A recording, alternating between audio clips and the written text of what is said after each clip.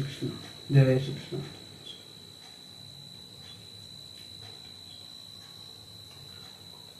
ये नैमिषारण्य में जो कथा चल रही है,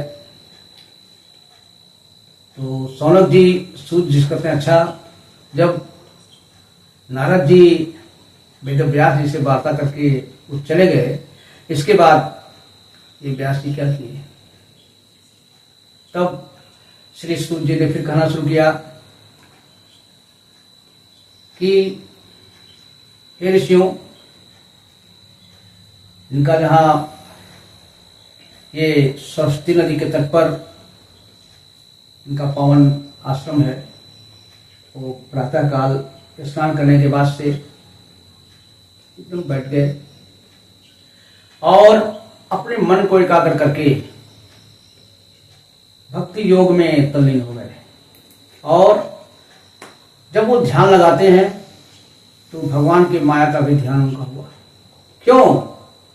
ये माया के 3 गुणों के चलते ही जीव तो है वैसे अजन्मा, लेकिन गुणों को स्वीकार करके जो है वो आ रहा है और जा रहा है।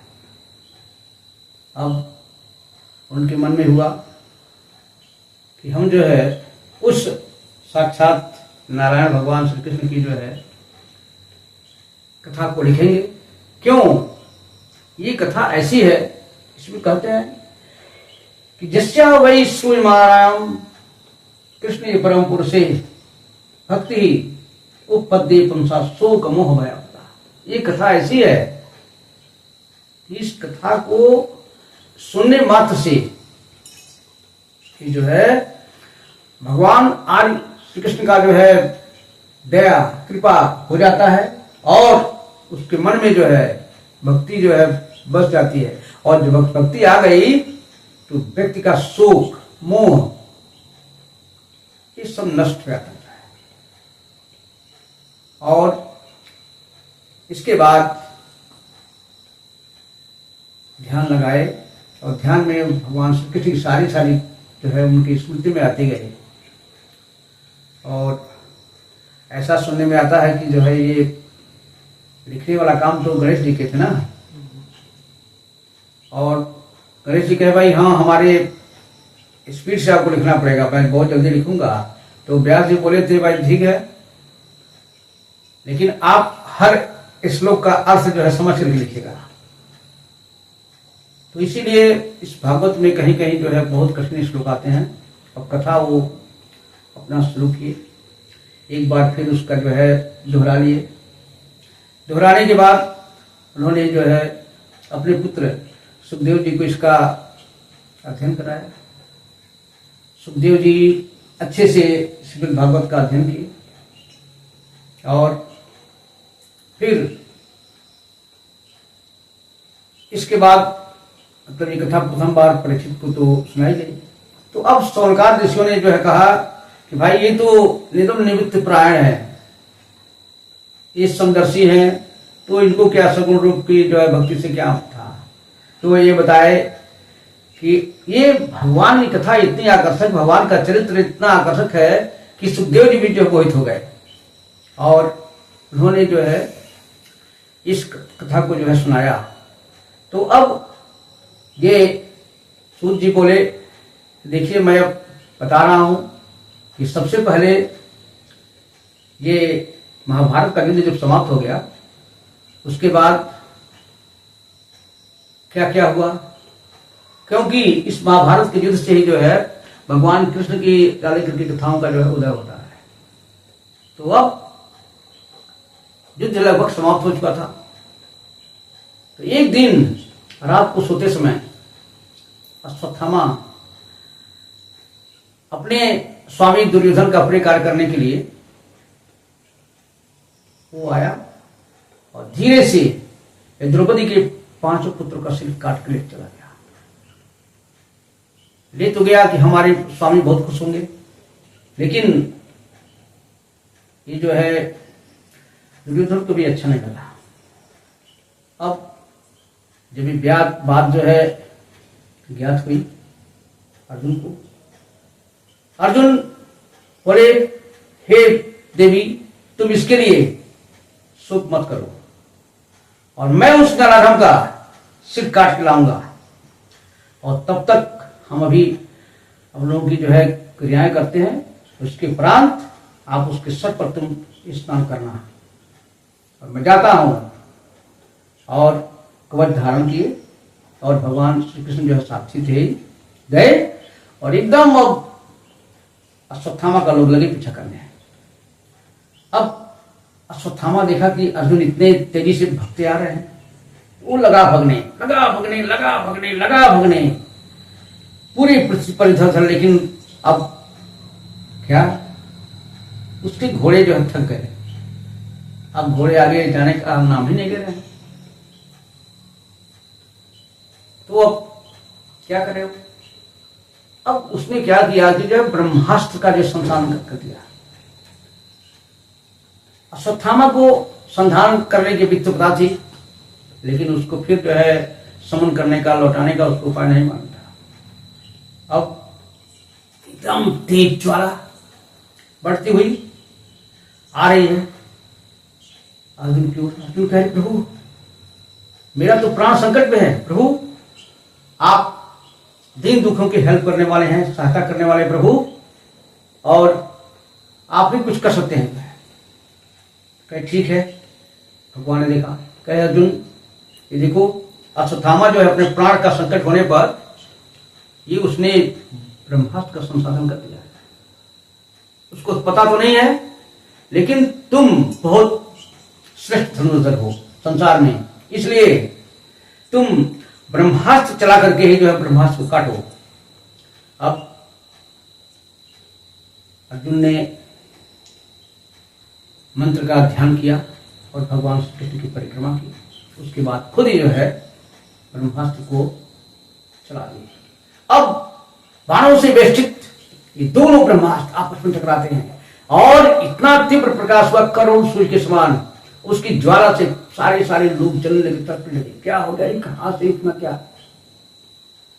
तो इसके बाद महसूस हुआ कि सारे लोग परेशान हैं। तो अर्जुन ने को जो है वापस कर दिया, और दोनों ब्रह्म तेज जो है दूर चले गए। इसके बाद अब क्या करें? अब घोड़े तो कहीं उसको लेने जा रहे हैं।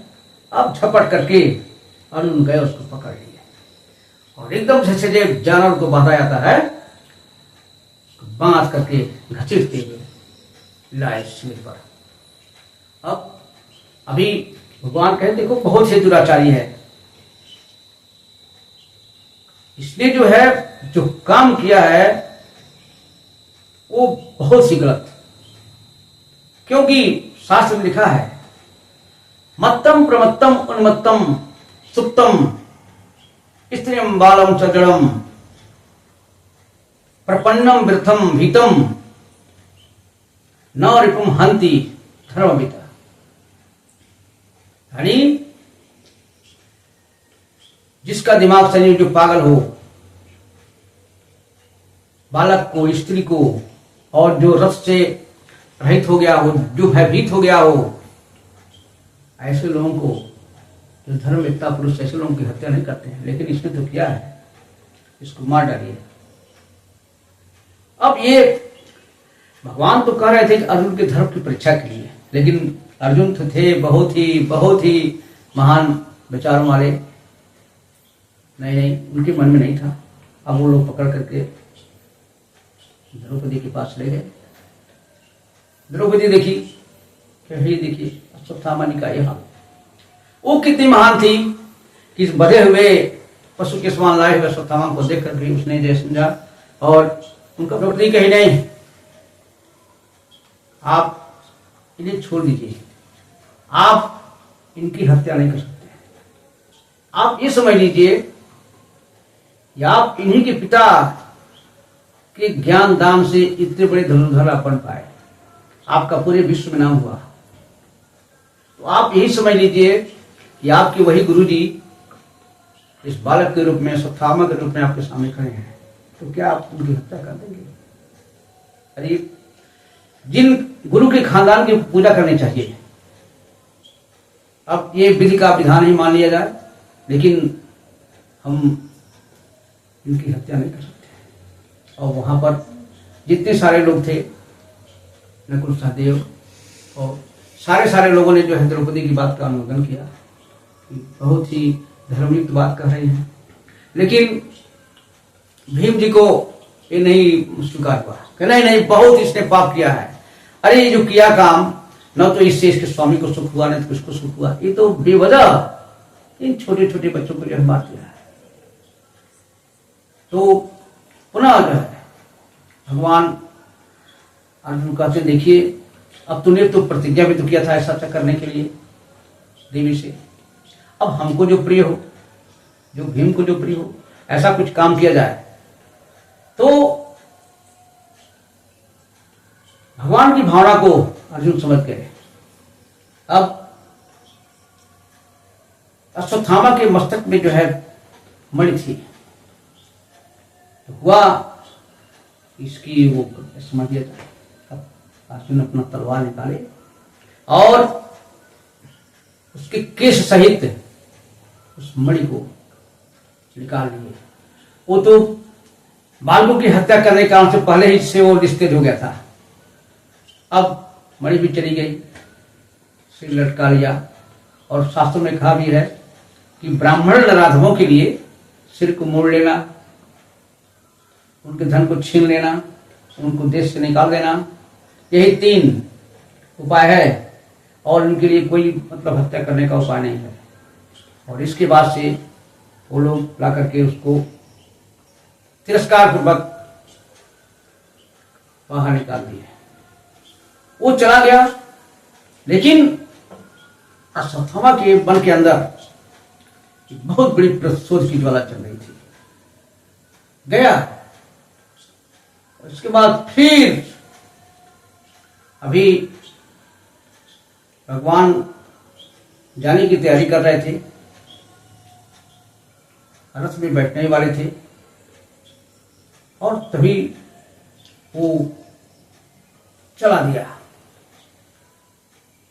और ऐसा महसूस हुआ कि 5 पांडवों को मारना चाहता है। अब भगवान विदा लेने के लिए थे, तब तक क्या हुआ, वो दौड़े दौड़े दौड़े दौड़े उत्तर आ गई। अरे प्रभु, हे दीनानाथ,